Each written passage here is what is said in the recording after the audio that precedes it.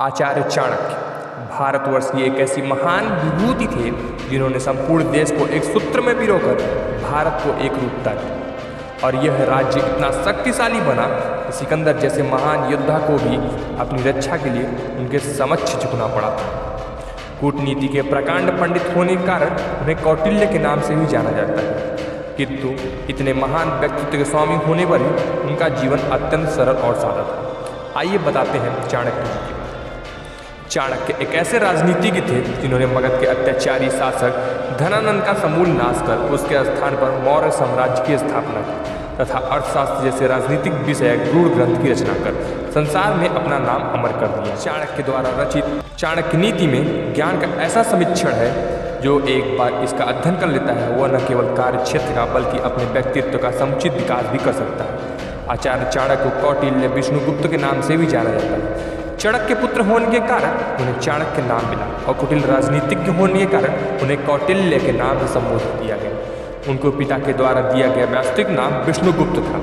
आचार्य चाणक्य केवल अर्थशास्त्र के ही पंडित नहीं थे वरन दूसरे शास्त्र और शस्त्र विद्याओं के भी गहरे जानकार थे। वे कूटनीतिज्ञ योद्धा और असाधारण कोट के कुशल नीतिज्ञ सेनापति थे। आचार्य चाणक्य के समस्त जीवन जन कल्याण की भावना से ओतप्रोत था।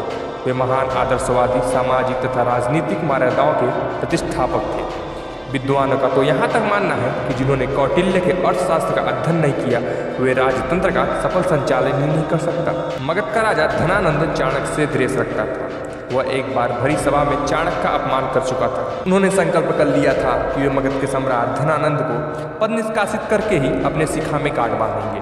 इसके लिए वे अपने सर्वाधिक प्रिय शिष्य चंद्रगुप्त को तैयार कर रहे थे। कहा जाता है मगधपति धनानंद ने चाणक्य के पिता चाणक्य का वध भी कर दिया था। वह राजा अत्यंत अहंकारी और सत्ता के नशे में चूर रहता था।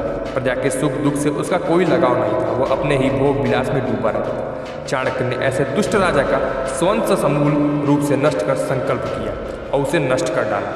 उसे खत्म करके चाणक्य ने अपने प्रिय शिष्य चंद्रगुप्त मौर्य को राज सिंहासन पर बैठाया। राज सत्ता प्राप्त करके भी उन्हें राजमोह कभी नहीं हुआ। राजमहलों से दूर वन में कुटी बनाकर रहने वाले यह आचार्य चंद्रगुप्त मौर्य के शासन में सुदृढ़ करने में निरंतर लगे रहे।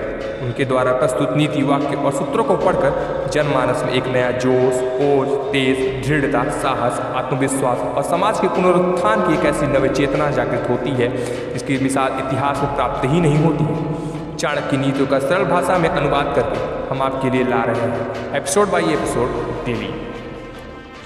चलो चैनल को सब्सक्राइब कर लें और तैयार हो जाएं पूरे संपूर्ण चाणक्य नीति का ज्ञान प्राप्त करने के लिए। जय हिंद, जय भारत।